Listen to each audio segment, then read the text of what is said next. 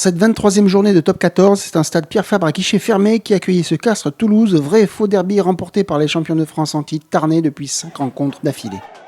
Et ce choc d'Occitanie va tenir toutes ses promesses.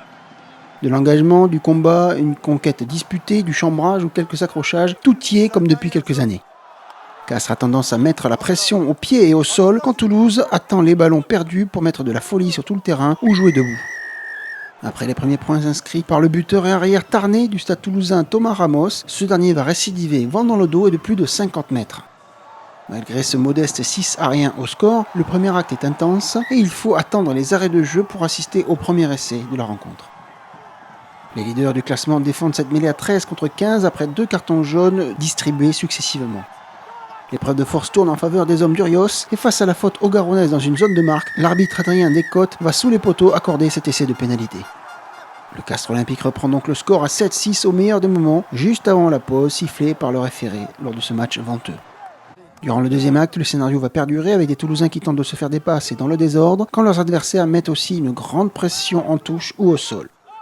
Plusieurs blessures vont survenir dans le camp des joueurs de Mola, Son et Servat, mais ces derniers provoquent encore et toujours des fautes adverses. De 12-7 à la marque, on va passer à 15-7 car l'arrière et buteur Thomas Ramos est dans un grand jour de réussite, même excentré face au poteau.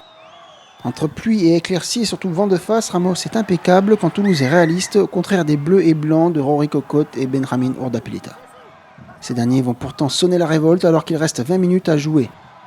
Tulou, David et Smith sont des fers de lance tout en puissance et le demi de mêlée joue même sens. Le Sud-Africain insiste petit côté en allant chercher le 3 contre 2.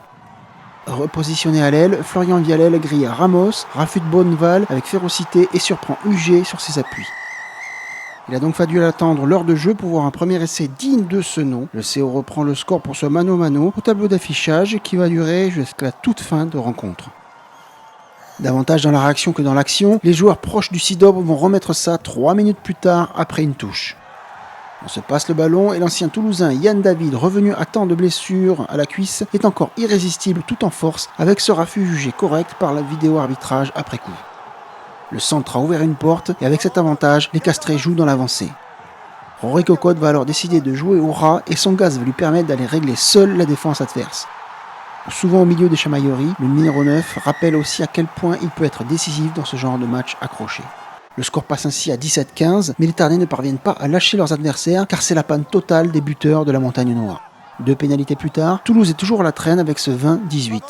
Mais les fautes castraises succèdent à leur maladresse. Le Stade Toulousain n'en profite pas avec les nombreux avantages laissés par l'arbitre Adrien Descotes.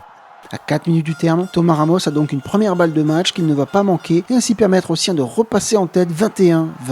Et ce sera d'ailleurs le score final puisque les buteurs du CO vont manquer 3 drops dont un dernier d'Urdapilleta qui va faire tomber le ballon devant lui au moment de taper et qui lui vaudra quelques moqueries.